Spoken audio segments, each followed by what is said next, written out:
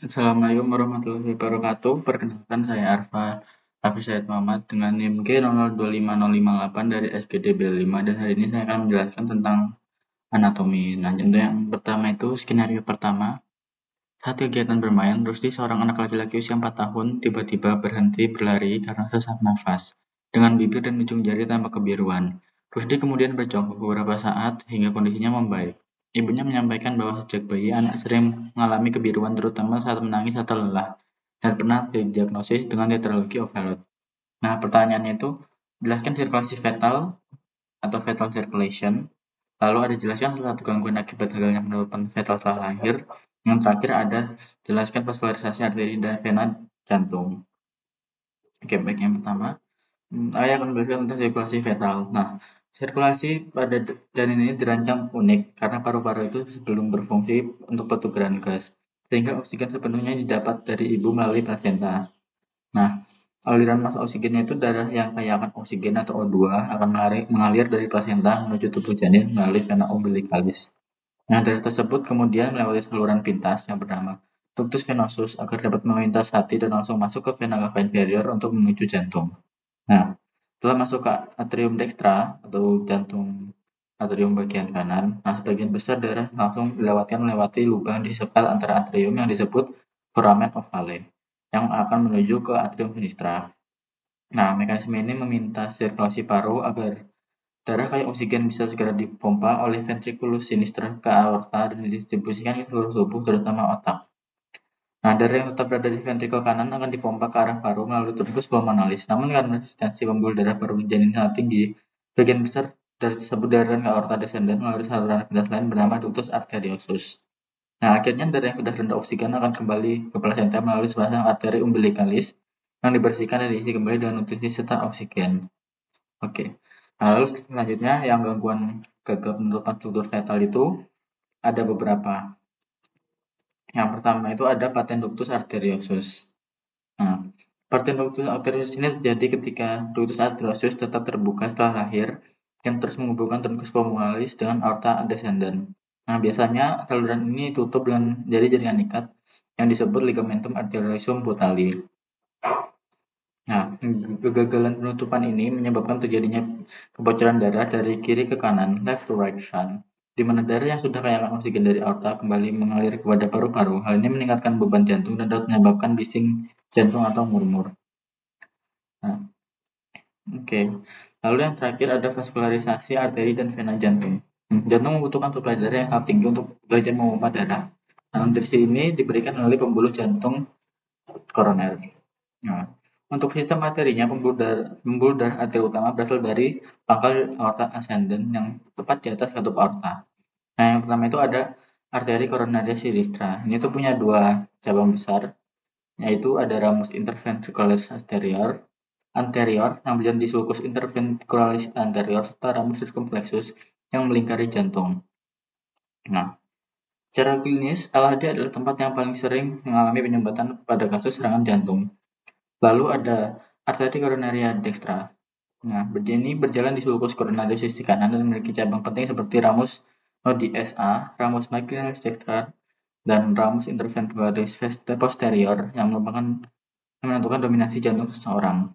Nah, lalu untuk sistem venanya, itu ada sinus coronarius yang merupakan vena besar di bagian posterior jantung yang menjadi muara utama bagi sebagian besar vena jantung sebelum masuk ke arterium dextra. Untuk venanya itu ada vena cardia magna, vena cardia parva, cardia media, dan cardia posterior. Lalu selain melalui sinus, dapat juga vena-vena sangat kecil yang bermuara langsung ke lubang atrium kanan melalui lubang-lubang kecil bernama foramina venarum minimarum. Nah, ini ada vena cordis minimae. Oke. Baik, setelah itu saya akan lanjut ke skenario 2. Nah, skenario ini saat musim hujan, Badi mengeluhkan hidung tersumbat yang berlangsung beberapa hari, disertai nyeri pada daerah pipi yang memberat saat menunduk. Ia juga merasakan lendir kental mengalir ke tenggorokan. Pada pemeriksaan, dokter mencurigai adanya peradangan pada sinus maxillaris yang berkaitan dengan gangguan drainase di meatus nasal Oke. Nah, pertanyaannya, jelaskan sinus-sinus paranasal yang terdapat pada hidung yang terdapat beserta fungsinya.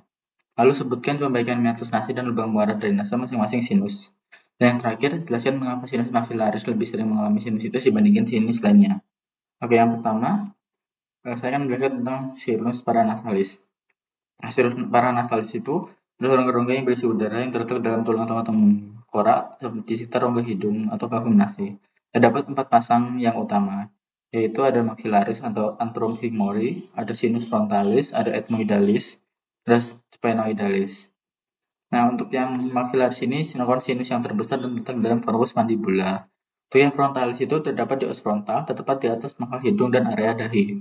Lalu yang ethmoidalis itu terdiri dari sekelompok rongga kecil yang disebut selula ethmoidalis, yang terletak di antara rongga mata dan hidung. Lalu untuk sinus sphenoidalis terletak di bagian posterior dalam korpus sphenoidalis.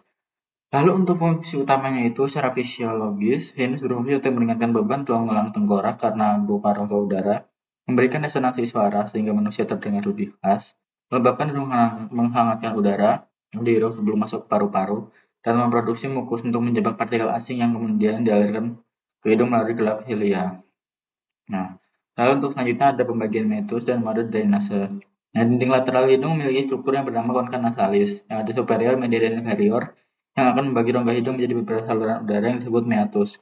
Nah, setiap meatus berfungsi sebagai tempat bermuara drainase dari sinus tertentu. Nah, untuk yang recessus sphenoethmoidal itu ada terletak di concha superior yang merupakan muara bagi sinus sphenoidalis, meatus nasi superior, yang terletak di bawah concha superior yang jadi muara dari cellulae ethmoidalis posterior, meatus nasi medius. Nah, ini yang paling kompleks. Nah, ada beberapa muara yang infundibulum itu muara bagi sinus frontalis dan cellulae ethmoidalis inferior, yang bula ethmoidalis muara bagi yang sinus ethmoidalis, yaitu semulunaris, yang merupakan muara utama bagi sinus maxillaris. Lalu ada meatus nasi inferior, itu saluran paling bawah, jadi tempat bermuaranya ductus nasolacrimalis atau saluran dari air mata. Lalu mengapa sinus maxillaris paling sering mengalami sinusitis?